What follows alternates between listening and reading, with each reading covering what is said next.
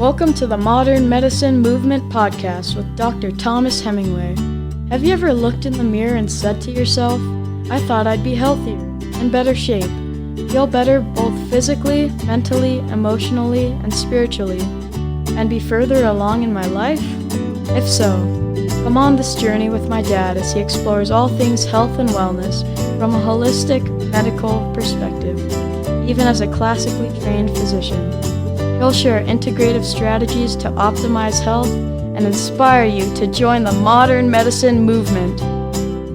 Welcome, everyone, to the Modern Medicine Movement Podcast, and a big Hawaiian aloha. Dr. Thomas Hemingway here, and I'm super excited, grateful, and just pumped to be here with you. And firstly, I want to just shout out to you, to each and every one of you, with a big Hawaiian mahalo and thank you to each of you right now listening. I personally thank you.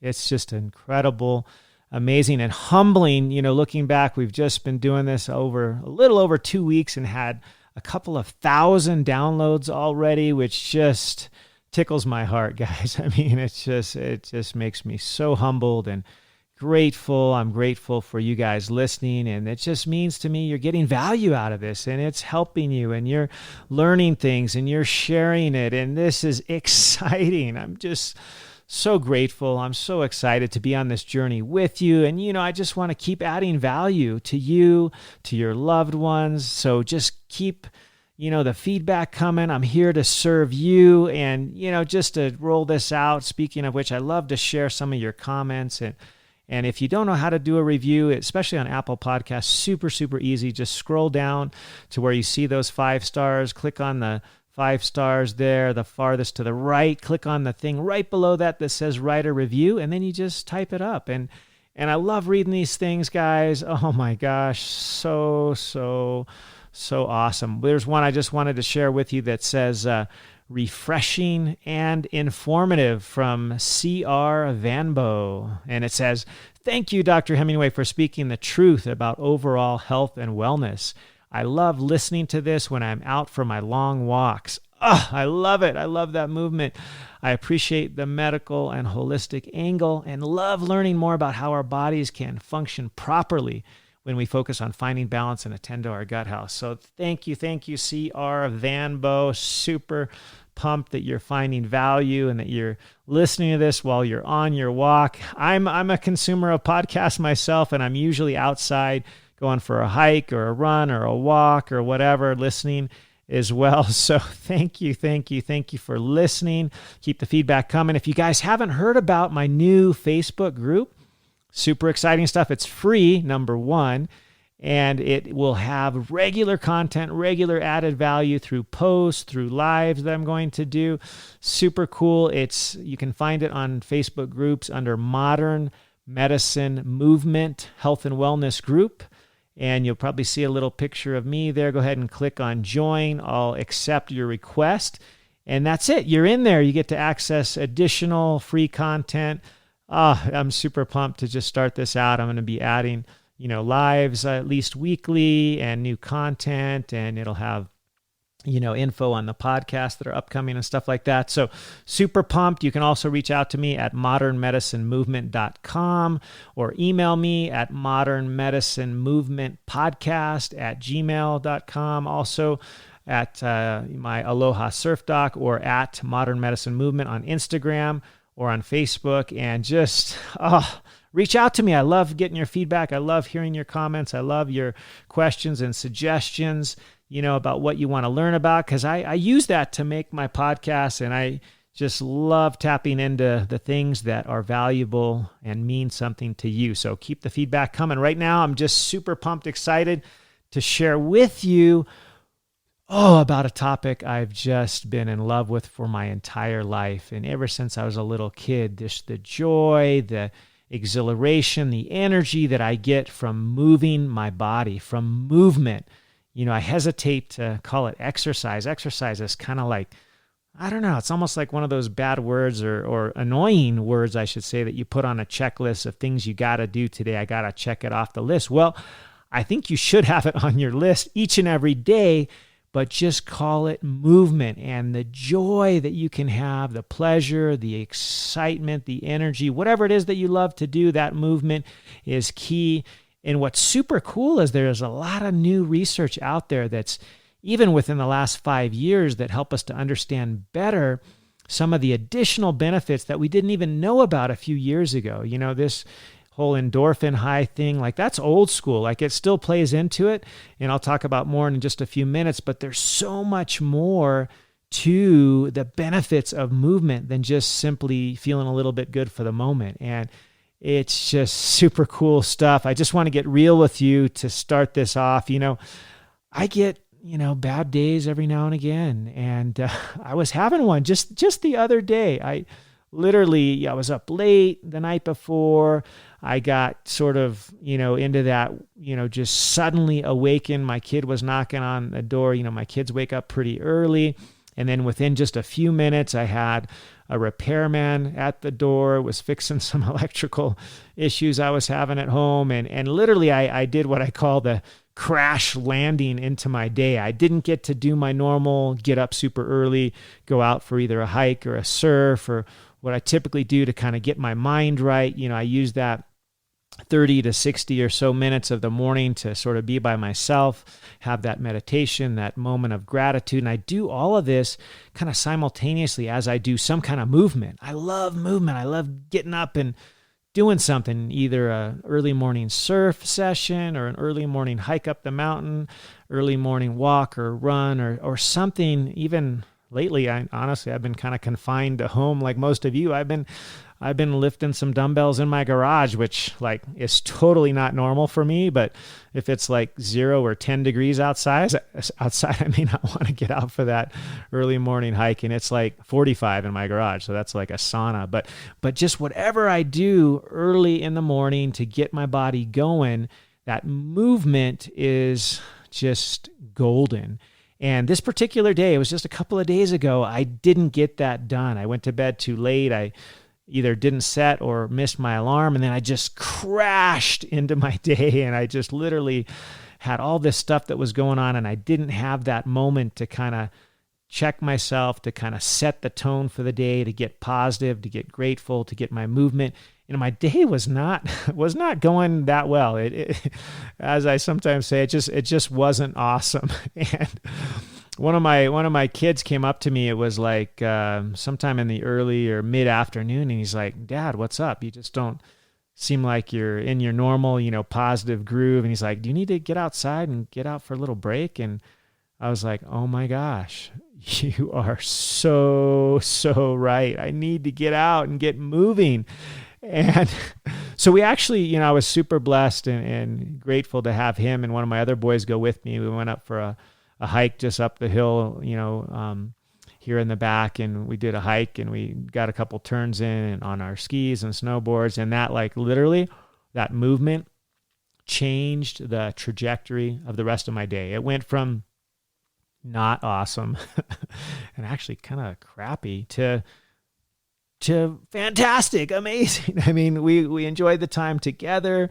We moved our bodies, got some fresh air. I mean, it was awesome. And let me tell you guys, it's the simple things that can make a big difference. And the movement, which is what I really want to focus on today, and just the tons and tons of benefits you can get from the exercise, or what I just like to call movement, just the movement, because it can be any activity really, from walking, running, weightlifting, paddling, surfing, swimming, dancing, whatever is the method that you choose to move. It doesn't matter. Just, people often say, well, what is the best type of movement or exercise or whatever? Well, you know what it is?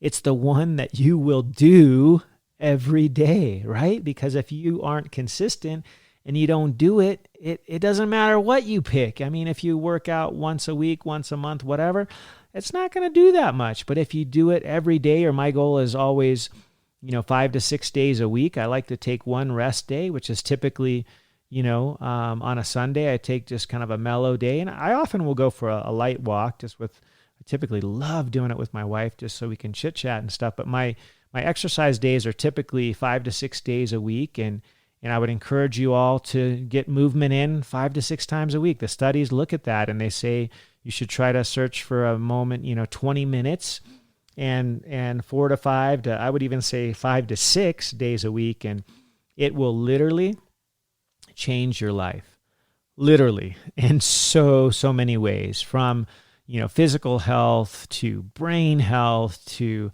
oh my gosh, your sense of pleasure. It's just going to literally change your life. And for me, I usually am in this groove. Every morning I wake up, I do my thing, my workout, my movement, my surf, whatever it is. And so when I miss it, like the other day, I mean, it's amazing. Like I was like, what happened?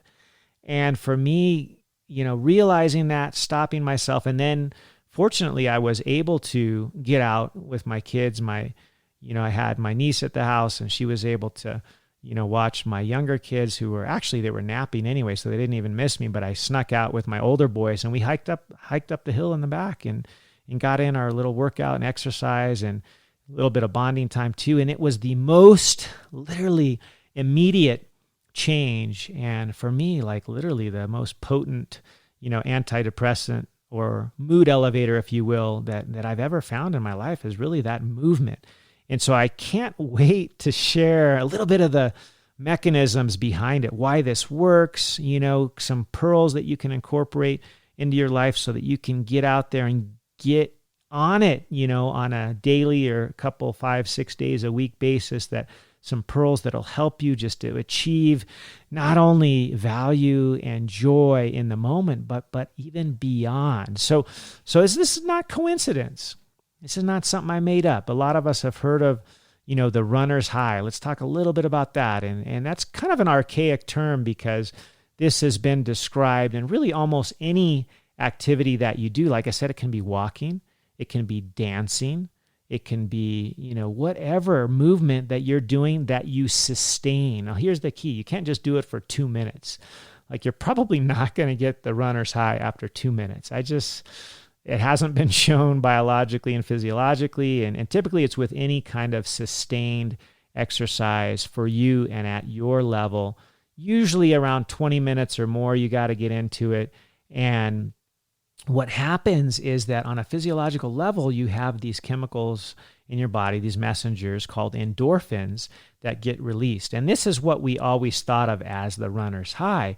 And that's what they had studied up until just 5 or 10 years ago. They were like, wait a minute, this doesn't really make sense because these molecules, the endorphins, which are kind of like the natural morphine, if you will, they actually don't cross into the brain. They can't get across that darn fence called the brain-blood barrier. They're too big. They actually don't get across into the brain. So although they've known about endorphins, they just didn't really know the mechanism of how this could give you that high because they don't even cross into the brain. But actually what's cool is just in the last 10 years, they've found this whole additional pathway called the Endocannabinoid Pathway, which these messengers are fat soluble and they actually can get into the brain and they have been shown to increase during exercise. It's basically a natural occurring, you heard it, endocannabinoid. So it's kind of like cannabis. It's got a similar ingredient to THC, but it's natural that you make in your own body, that it's released when you exercise, and it does get into the brain. So it's cool. It's a whole new pathway that we didn't even know about a few years ago. There's a couple of studies published in 2015 that talk about this, and it's so interesting because now we actually have a model for how you can get that high because these endocannabinoids, they actually get into the brain. And they've done fascinating studies on this. They did some, in mice, in the lab, because that's usually how they do the initial studies. And what was interesting is that they put these, mice on the treadmill. They had them just run until they showed an increase in this level of endocannabinoids, or the natural, THC that we produce in our own bodies, and they were getting kind of this high. And then, after they had done their exercise, they checked their response to certain different activities to see if they had anxiety or see if they were tolerant to pain. And after the exercise with the increase of the endocannabinoids, they had less response to pain. They had more, just mellow sort of, they were in a good mood. They didn't have stress, But then when they blocked the receptor that basically blocks the pathway of the endocannabinoids, they lost all of that. But when they blocked the receptors for the endorphins, they still maintained the benefits. So they actually found that, hey, this isn't so much an endorphin thing, at least to the brain. This is more of the endocannabinoid thing, which is like your natural THC, if you will, that causes this euphoria, from exercise. So isn't that cool? We actually have natural THC, tetrahydrocannabinoid, in our bodies. It's through this whole pathway called the endocannabinoid pathway that gets released with exercise. And to do this, you don't have to kill yourself. This is not maximal heart rate on continuously, running marathons. It's not like that. They've actually looked at it, and it's with, a challenging workout for you. It's not a killer workout. You're not maxing out, but you're doing continuous, sustained exercise. Typically, they, will quote being at 70 to 85% of your age-adjusted maximal heart rate. Now, I know this seems a little complicated, and honestly, I don't really pay attention to this. I know when I'm, huffing a little bit and I'm working up a sweat, and I just go with that. I don't get super technical about taking 220 minus my age, which, is 45 until next month when I turn 46. It's so basically when I take that, if I wanted to get technical, I'd take 220 minus 45, and then I would take that and multiply it by 70 to 85%. And so for me, that would work out to be about 120 to 148 beats per minute, which is sort of my 70 to 85% maximal heart rate. And so, like I said, you don't have to be calculating this, but if you're kind of nerdy and you got one of those fancy watches, I just happened to get, my wife let me use her Apple Watch that we had sitting around that she wasn't using. And so I've been using it. Mostly I like it for the workout because it's kind of fun. It's like, I like to push myself and have it give me a little message saying, I worked out harder today than I did yesterday. I'm super competitive with myself, not so much, I'm not trying to be better than anybody, just than the dude I was yesterday. And so I've been looking at this actually lately. And, although I don't try to calculate this, when I've looked at my last, say, 5 or 6 workouts, which are usually just stuff I like to do, either hiking up the hill in the back or riding my bike, my kids and I like to do some mountain biking together. And basically, just looking at that, my average heartbeat when I'm exercising just tends to be exactly in this range, because this is where I feel like I'm pushing myself, but I'm not trying to kill myself. So you don't have to have, the moral of the story is, if you want to get technical and you want to get to what they say triggers the release of the high, the runner's high, the endocannabinoid high, it's typically at somewhere between 70 to 80 or 85% of your age-adjusted maximal heart rate. So like I said, for me, it's 120 to 140 beats per minute at 45 years old. You can do the calculation for yourself. But it's just at that zone where I feel like I'm a little out of breath. Not like I'm going to collapse or throw up or anything, but I'm a little bit out of breath. I'm sweating. I love to sweat. And I know that when I'm at that level, even though up until literally like 2 weeks ago, I never, ever, ever monitored my heart rate, except when I was with my wife at the Orange Theory class, because I was trying to compete with her, and she's got me. She's always number one in that Orange Theory class, and I'm usually right behind her at number 2. But until that, I've never monitored my heart rate, ever. I just know that feeling of when I'm working a little bit, and that's the feeling you want to shoot for, just being slightly, not terribly out of breath, but slightly out of breath. You're feeling your body moving. And then whatever exercise that is, if it's dancing, if it's walking, if it's riding your bike, swimming, surfing, paddling, whatever it is, try to do that for about 20 minutes, and you'll get that positive endorphin and endocannabinoid release that'll help you just be in the zone. You'll feel good. You'll feel relaxed. You'll feel less pain. You'll feel, this lack of anxiety. You'll just get there. It's so cool. So cool. And this is an ongoing area of research because this whole endocannabinoid pathway is pretty new.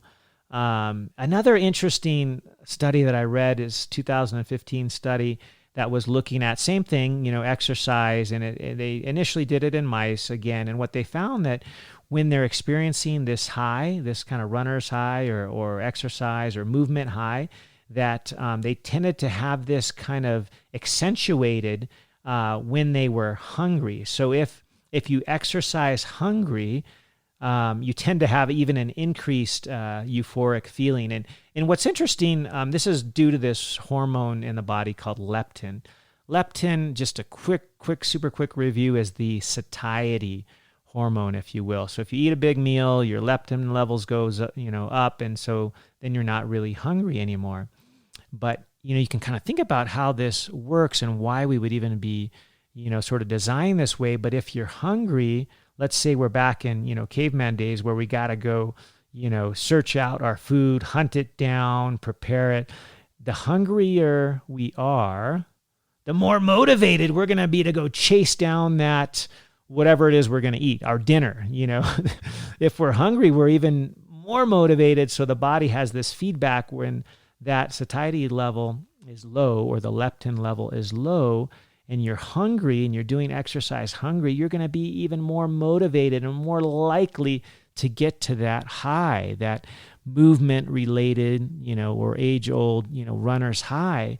And so I hadn't even realized this, to be honest. I just, learned about this effect fairly recently. This is a new study in 2015. But what I found, and I've mentioned this in a previous podcast about intermittent fasting, is that I just find I get more out of my workout if I do it first thing in the morning. There's a whole science behind the first thing in the morning too, as well, which I may get into later. But if I do it basically just with drinking a bunch of fluids prior to the workout, I don't really consume calories prior to my workout. I get out of bed and I just go for a surf, or I go for a walk, hike, run, bike, whatever it is.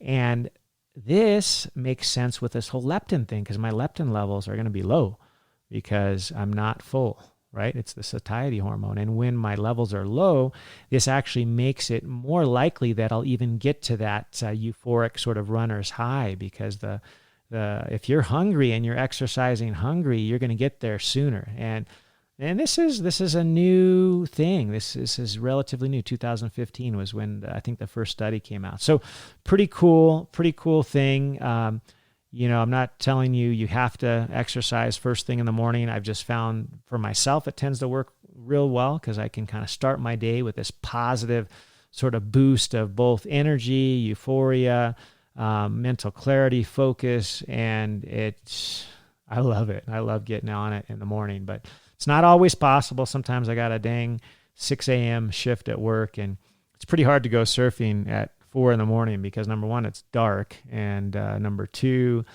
it's just harder to get yourself up at 4 in the morning. So I sometimes don't do it in the morning, but that's always my goal. And, when I do it, like I mentioned, oh my gosh, it changes the trajectory of my day. And when I don't do it, I miss it. And this is also scientific. This is not just my personal experience. I'm sure many of you others may have had it as well. But we know that those who exercise regularly will have this positive boost in their mood. And they've been shown, those regular exercisers out there that are moving regularly, to have less and lower rates of depression. I've been super interested in this topic. I may even do a whole podcast on it, but I have, just to get real, in my family, we've had a lot of, brain health issues, things like depression, anxiety, bipolar, all this kind of stuff I've had in my immediate family. And so I've been familiar with, not only from my medical background, treating other patients that have these types of brain health issues, and some requiring medication and some not, and things like that. But I'm big into the research, and I've looked at lots and lots of research on this, and sort of how exercise can benefit those with some of these brain health, challenges like depression, like anxiety. And what's super cool, and I want to share with you guys, is that for those who have any, depression, anxiety, if it's mild or even if it's moderate, we're not talking severe, suicidal, I'm going to go hurt myself today kind of thing. We're not talking about that right now. For those, there's definitely, a place for significant help with medication and psychotherapy and things like that. But for mild to moderate, challenges with things like anxiety, depression, exercise or regular movement, regular physical activity has been shown to be just as effective, if not more effective, than any psychoactive medication out there. So you pick your antidepressant, compare it head to head with regular exercise, and exercise is as good as that. It's amazing. Tons of studies out there showing this for mild to moderate depression, anxiety, and things like that. Like I said, this isn't, I'm not saying that it takes the place of, there are definitely people who need these medications. And if you happen to be on them, I'm not telling you to quit them. I'm just saying, why not, if you don't do it already, why not adding to your regime regular, daily, 20 minutes of movement?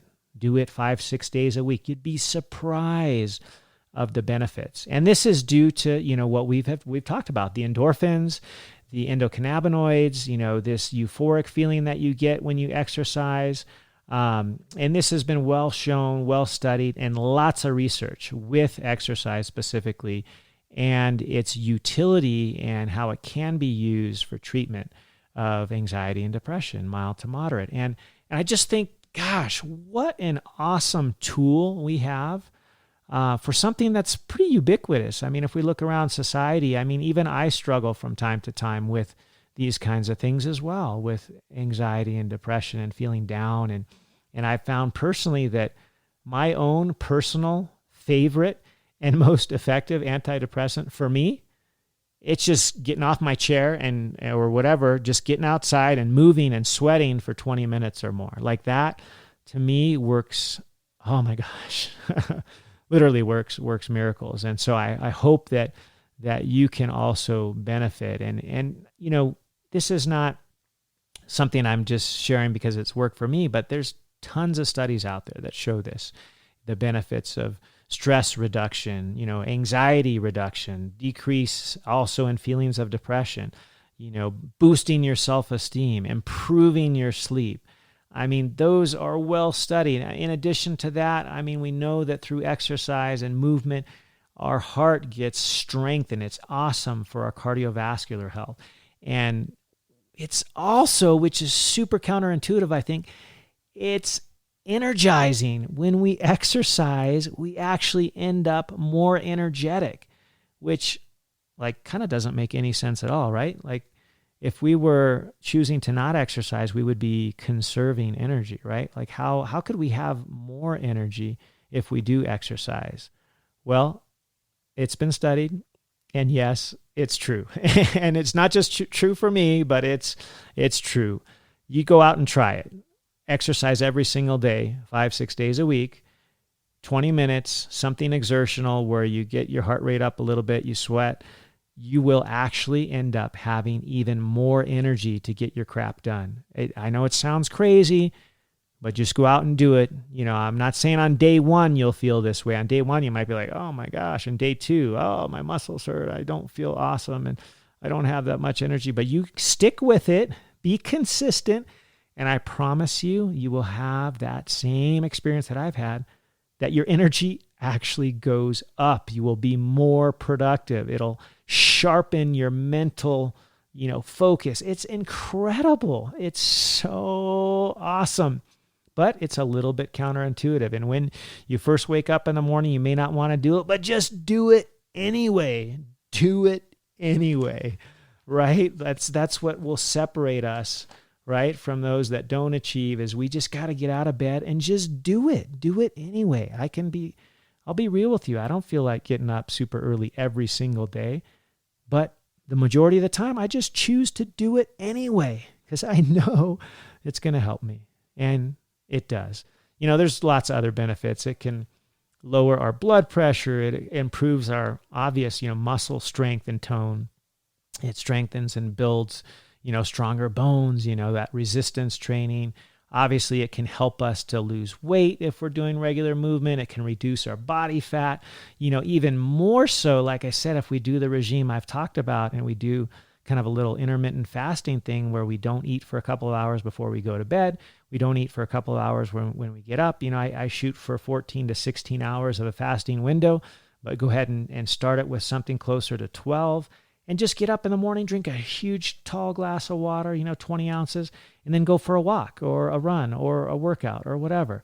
I mean, if you're training for a specific race or marathon or whatever, then yeah, you're going to need some calories. But I'm just talking regular, daily 20 minutes of movement. Don't eat before you do it, and you'll be more likely to burn fat and lose weight. And check out my intermittent fasting podcast for more on that. But what I want you to know from today is that the benefits from exercise are huge, not only for our body's physical health, but for our brain health, for our mental health, for our mind. And, you can also throw in there, if you're fortunate enough to live in a place where you're able to get a little bit of vitamin D too, there's some sunshine, then your vitamin D levels can increase. And vitamin D is awesome. It's probably my favorite vitamin, and you can get it easily from the sun. And if not, you can supplement with a vitamin D3, that's the active form, because it does so much for your body, for immune health, for prevention of disease. And I'm going to talk way more about this in a future podcast. So there's just so many awesome things that vitamin D can do for you. And hey, if you can get a little bit while you're out there for your 20 minutes, go for it. Go for it. So couple other cool things I wanted to share with you before we part is that these are not necessarily intuitive. I talked a little bit about mental clarity and focus enhancement with exercise, but you actually can boost your ability to learn and to learn new things. The pathways that are established through exercise, it's amazing. It's amazing. We talked about hormonal release, these endocannabinoids, the natural antidepressants that are released in our bodies as well with exercise, like serotonin and dopamine. There's also growth factors that are released through exercise. One of them is called brain-derived growth factor. And I mentioned it a little bit, I think, in my intermittent fasting podcast, but it actually helps our brains to repair themselves, to enhance neural connections, and it's also released through intermittent fasting as well. So when I say that intermittent fasting and or movement and exercise can make you smarter, this is actually shown. It's research proven. It's real deal stuff, and it's through this brain-derived growth factor, which is released through exercise. So try it. What I love to do is do it first thing, and it kind of not only amps me up physically, but it sharpens my mind. And then I do my mental stuff, whatever it is that I'm working on at the time. And it just gets me pumped up. It's incredible. So it just gets you going, not only physically, but mentally. There's so many other things that exercise does for us. Norepinephrine is also released. That's kind of a natural antidepressant as well. The serotonin is also released. Even testosterone is released with exercise. And I don't know if everybody knows this out there, but I'm just going to say it. Men and women both have testosterone. We both make it, actually. The guys, of course, in the testes, the girls in their ovaries. We all make testosterone.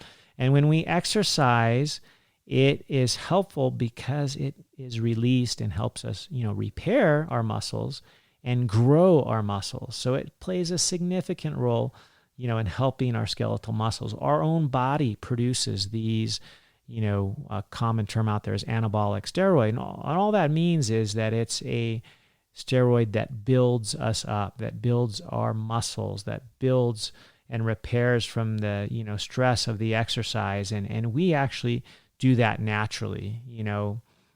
We produce our own anabolic steroids, and they're enhanced through exercise, like testosterone. Interestingly enough, also human growth hormone is released through exercise. It's also considered an anabolic hormone, but it's more of a peptide, and it comes from the pituitary. It comes out with exercise to help us grow and repair our muscles and help with bone mineralization and help support immune function.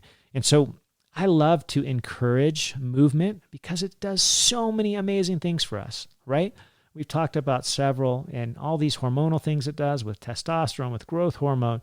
I mean, I talked about the brain-derived, neurotropic factor, that the BDNF that gets released. There's just so many cool pathways that get enhanced with movement.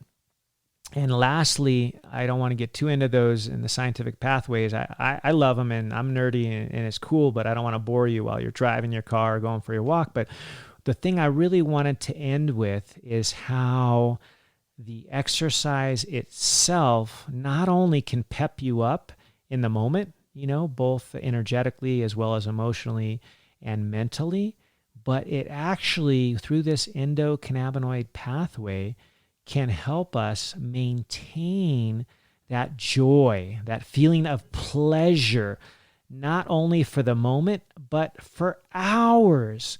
And that's through, kind of the typical runner's high. But now that we understand it better, we know that it's not just those endorphins, it's actually these endocannabinoids. And there's also additionally more helpful feel-good chemicals released through exercise as well, like oxytocin. Oxytocin is kind of the feel-good hug, your neighbor hormone, and that gets released as well through exercise and helps you to not only enjoy that moment, but to enjoy future moments as well. It kind of helps sensitize your mind. It enhances these pathways, like I talked about at the outset, through our amygdala and our temporal lobes and our enjoyment centers, so that when we feel other enjoying things in our lives, when we're with people that we love, when we're doing things that we love, that positive elation, that emotion that we feel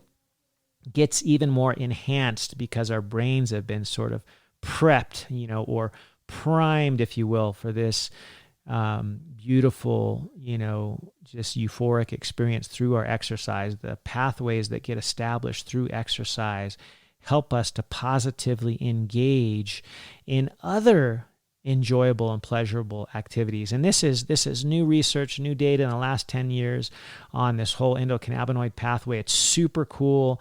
I mentioned briefly the oxytocin, which is sort of that feel-good, hug, that friend, that befriend hormone that helps us to feel good and wants us to have connection with people. And that's been shown if we exercise with somebody, with right now, it'd just be with our family, right? Because we're all stuck at home or whatever.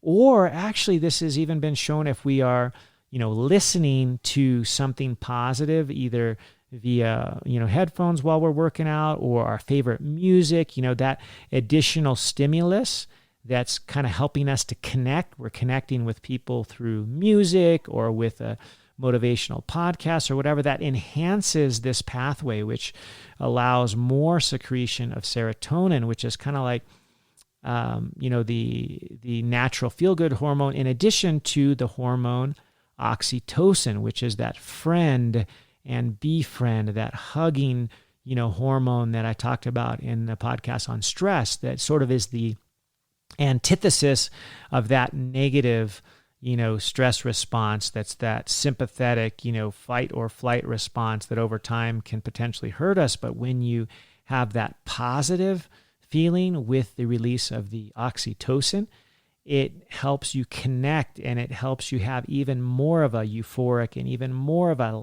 longer lasting enjoyment with exercise. It's super cool. This has been looked at with people that attend, say, like a group exercise class. My wife loves to do these, kickboxing and other group exercise activities like group yoga. She's been a fitness instructor for 20 plus years, where she leads the group. And I can tell when she does that, it's even more enhancing, energizing, and pleasurable for her. And so I can't wait for the day when we can all get back to the gyms and do our favorite group exercise. But in the meantime, we can actually stimulate that same pathway through, either, doing the exercise with, say, a family member who's right there with us, or we can put in our headphones and connect with people or music, and that additional stimulus can also help us to have not only enjoyment in the moment, but it also kind of sensitizes us to have more enjoyment through other future pleasurable activities. And this is just, I think, earth-shattering. It's so cool. And there's even this new study. I got to mention it because I think it's so cool. 2016, it's entitled "A Special Regenerative Rehabilitation Letter. Is there a, quote, hope molecule?" It's like, a hope molecule? What the heck? Well, this is actually, you'll see in a moment, they call it the hope molecule because the actual name is peroxisome proliferator activated receptor C coactivator 1 alpha. Whoa, is that a mouthful? PGC 1 alpha. And so instead of calling it that, they just said, hey, we'll just call it the hope molecule. And this is actually released by the muscles during exercise. Like, what? This is a whole new level of science and research that shows that this molecule, they're just going to call it the hope molecule, can actually demonstrate a positive effect on decreasing, anxiety, decreasing depressive symptoms, decreasing, stress. And it's just one of these additional, hormone or let's just call them chemical mediated molecules, like they call it just a hope molecule because the name is so dang long, but it's another way that exercise enhances our positive nature, its positive benefit, anti-stress, anti-anxiety, anti-depressive. And this is very new, and I just thought I'd shout it out there because maybe some of you have heard that. It's actually released from the muscle during exercise. Wow, the hope molecule. I just think it's super cool. You don't forget about the peroxisome proliferator activated receptor C coactivator 1 alpha. That's a mouthful even for me, but the hope molecule that's released through exercise. So at the end of the day, my challenge to all of us is to get out and move 5-6 days a week for 20 minutes. Let's get our heart rate up a bit. Let's get out there, get some movement in our bodies, even if it's in our own garage, like I've been doing here lately. That 20 minutes of movement will benefit you in so many ways that I'm excited even thinking about it for all you guys, because number one, the best exercise or movement for you is the one that you will do, the one that you will stick with. Pick anything that you like enough to do on a daily basis. I think the simplest thing is just go for a walk. Put in your headphones and listen to something motivating while you go for your walk. Like, that'll do it. Just get the movement in. Get that in there for your body, for your mind, for your soul, and sensitize your brain to this positive pathway that'll make so many other things in your life even more enjoyable. And also, right, you'll be healthier. Maybe you'll lose that extra couple pounds that you wanted to lose. You'll be more heart healthy. Your muscles will be stronger. You'll have better levels of these hormones we talked about. There's just, holy crap, so many positive benefits.